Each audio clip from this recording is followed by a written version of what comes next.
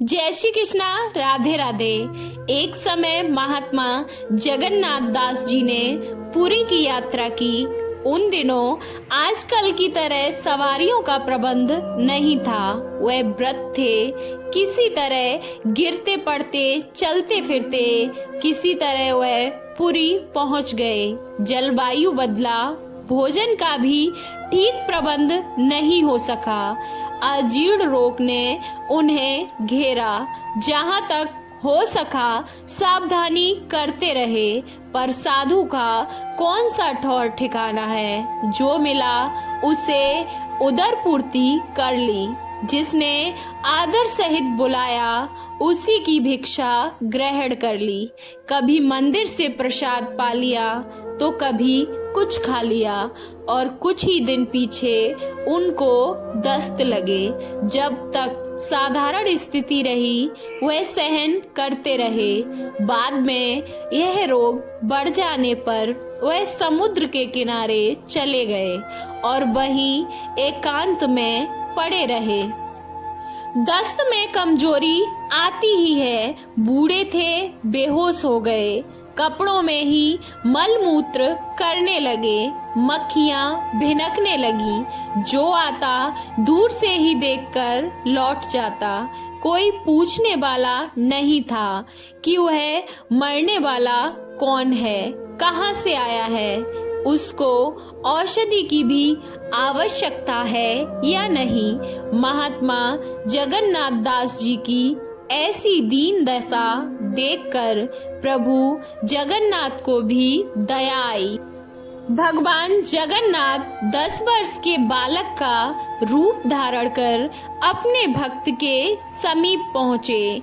उसके कपड़े बदले, उनको अपने कर कमलों से शौच कराया।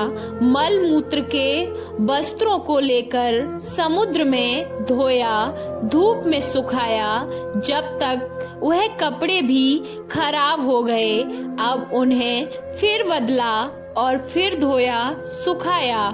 कई दिन इसी तरह व्यतीत हो गए थे। जगन्नाथ दास जी को कुछ खबर नहीं थी कि मेरी सेवा कौन कर रहा है। जगन्नाथ दास जी को कुछ होश आया। आँख खोली तो देखा कि एक 10 वर्ष का बालक यह सब उनकी सेवा कर रहा था। उठने बोलने की सामर्थ्य नहीं थी। चुप रह गए और मन ही मन में उसकी प्रशंसा करने लगे, उसे धन्यवाद देने लगे।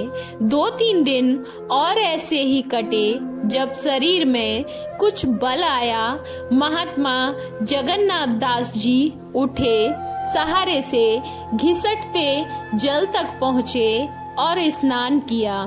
शुद्ध धुले हुए वस्त्र जो लड़के ने पहले से ही तैयार कर रखे थे बदले। भजन और नित्य कर्म की सामर्थ नहीं रही। एक शुद्ध स्थान पर संघन वृक्ष तले आकर लेट गए। अब बच्चा कहीं से जलपान ले आया, वह खाया और आराम करने लगे। ऐसे ही कई और दिन बीते। जब जगन्नाथ दास जी का स्वास्थ्य ठीक हो चला है, वह चलने फिरने लगे। दस्त बंद है, भूख भी अब लगने लगी। कुछ खा भी लेते हैं, पर अभी पूरे निरोगी नहीं हुए। निर्बलता अभी बाकी है, लेकिन संध्या नियम उनका शुरू हो गया। प्रातः काल का समय था। भक्त जी स्नान कर पूजा करने बैठे थे। ध्यान में डूब गए। मस्ती छा गई।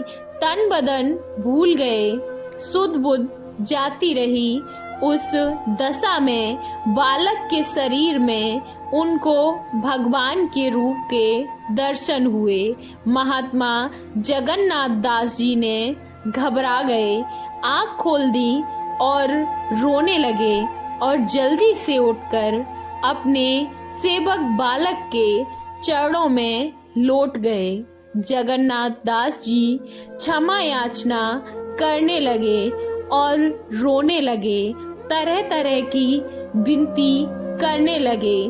प्रभु, इस अधम के लिए आपने इतना कष्ट उठाया, माता की तरह मल मूत्र साफ किए, इस पापी को मर जाने देते, इस अपराधी को दुख झेलने देते। यह दुष्ट इसी योग्य था कि इसे दंड मिलता। आपने क्यों इतनी दया की, क्यों इसकी खबर ली? अब इसका प्रायश्चित मैं कैसे करूंगा? इसका बदला मैं कैसे चुकाऊंगा? किन शब्दों में मैं आपसे विनती करूं? मैं कर्तव्य विमूढ़ हो रहा हूं, क्या करूं? कुछ समझ नहीं आ रहा। हे जगतपति, क्षमा करो, क्षमा करो। का मुख ले मैं विनती करूं, लाज आबत है मोहे, तुम देखत अब गुड़ किए, कैसे बाहू तोरी। हे हरि, आप सर्वशक्तिमान हैं, सर्व सामर्थ्यवान हैं, सर्वोपरि हैं। आप चाहते तो दूर रहते हुए भी मेरी इस व्यथा को दूर कर सकते थे। आप वैकुंठ में बैठे हुए ही एक दृष्टि से इस विपदा को काट सकते थे। यहाँ क्यों पधारे? क्यों इस दास के लिए आपने इतनी चिंता की? प्रभु बोले, हम भक्तन के भक्त, हमारे प्यारे जगन्नाथ, मुझसे भक्तों के दुख नहीं देखे जाते, मुझसे उनकी विपत्तियां नहीं सही जाती। मैं भक्तों को सुख देने के लिए सर्वदा तैयार रहता हूँ। मैं उनके लिए सब कुछ कर सकता हूँ। इसमें मुझको आनंद आता है। ऐसा करते हुए मुझे खुशी होती है। मैं भक्तों से दूर किसी और स्थान पर नहीं रहता, मैं सदा उनके समीप ही रहता हूँ, उनके स्थान में ही चक्कर लगाया करता हूँ। तेरा कष्ट मुझसे सहन नहीं हो सका। मैंने प्रकट हो तुझे आराम पहुंचाने की कोशिश की है। इसमें कोई बड़ा काम मैंने नहीं किया, केवल अपने कर्तव्य का ही पालन किया है। भगवान ने आगे कहा, प्रेम सब कुछ करा लेता है। तू मुझे प्यारा है, इसलिए मैंने ऐसा किया है। इसके लिए तू किसी प्रकार की चिंता मत कर, हृदय में क्षोभित मत हो। हाँ, एक बात जो तूने कही कि वहाँ बैठे हुए भी इस रोग को मैं दूर कर सकता था, सो हे भ्राता, यह मेरे अधिकार से बाहर की बात है।